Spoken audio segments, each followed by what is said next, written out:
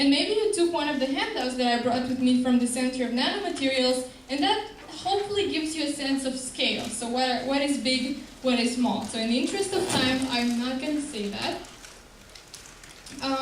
But to look at very small materials, turns out you really need very big, expensive tools.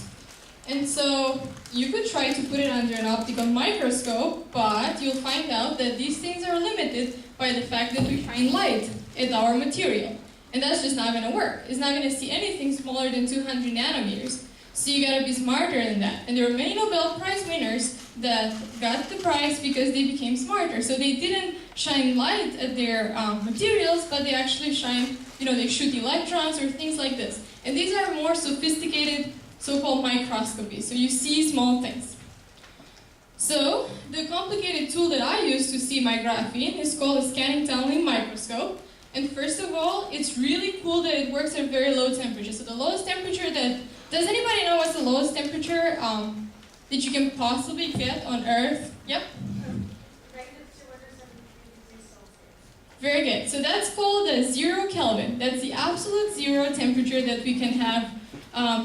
And these labs, so our standard labs, takes us to 2 Kelvin. And that's why we observe a lot of cool physics phenomena. And this is pretty much how one instrument looks like. It really is nothing much more fancy than your coffee mug. It's an insulating mug. And that keeps that temperature. And at the bottom of that big, we call it a dewar, is sitting the little precious microscope. And so if we zoom in more, what this microscope has, it has 2 metals. One is called a tip, and the other one is your material or your sample. And in principle, if I take 2 metals and I put them close to one another, and I try to pass current, the current will not flow. But if I bring them closer and closer, at some point there will be some current flowing. And in quantum mechanics, this is called it's called tunneling.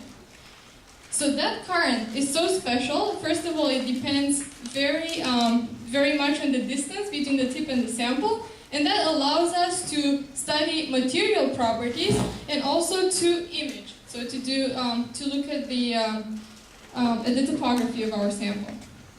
So if I stick this kind of sample that you guys are going to see, this graphene under my fancy microscope, this is what we see. You literally can see every single atom of your material. And how small is this atom that we see up here in the picture? Think about it this way. The little piece that I passed around to you, imagine it's made out of these little hexagons. Now you know honeycombs that bees make.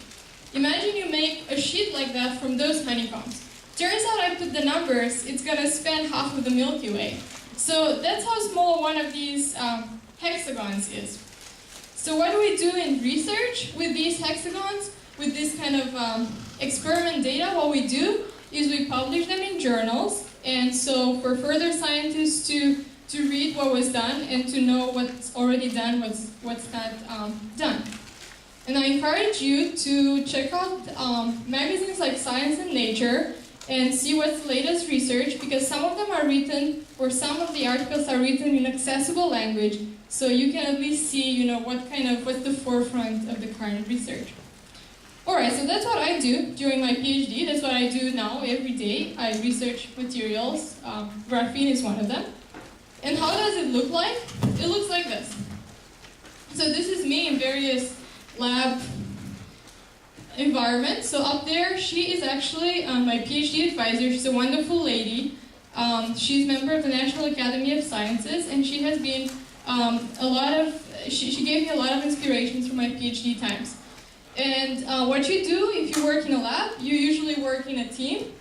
You analyze your data, and sometimes you have to really go to very big instruments, such as the picture over there, where you may or may not see me.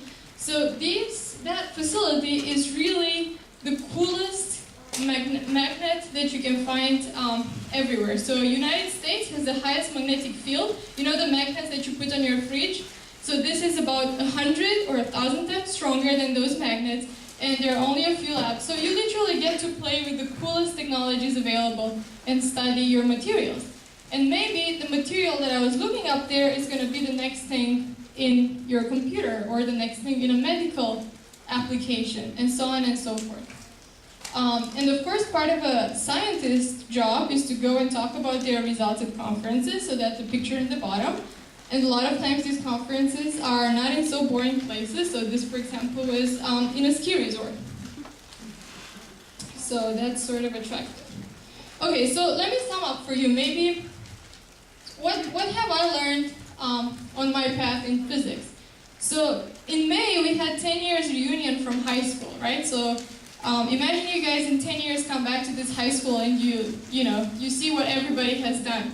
So I found that everybody, the happiest people, were the people that pursue what they really, really love. And that's the most important, the single most important thing. Whether that's physics, that's great. Whether that's computer science, that's great. Or anything else. Your work should be fun and rewarding. It's challenging too.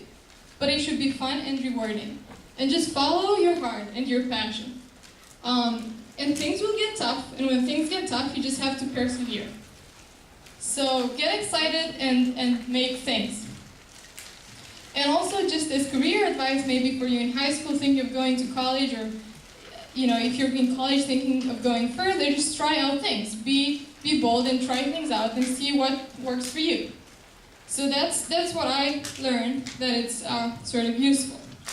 So I will thank you for your attention, and whatever questions you may have, you may address them now, or you can feel free to write me an email. My email address is over there, and ask me anything you'd like to know. Thank you.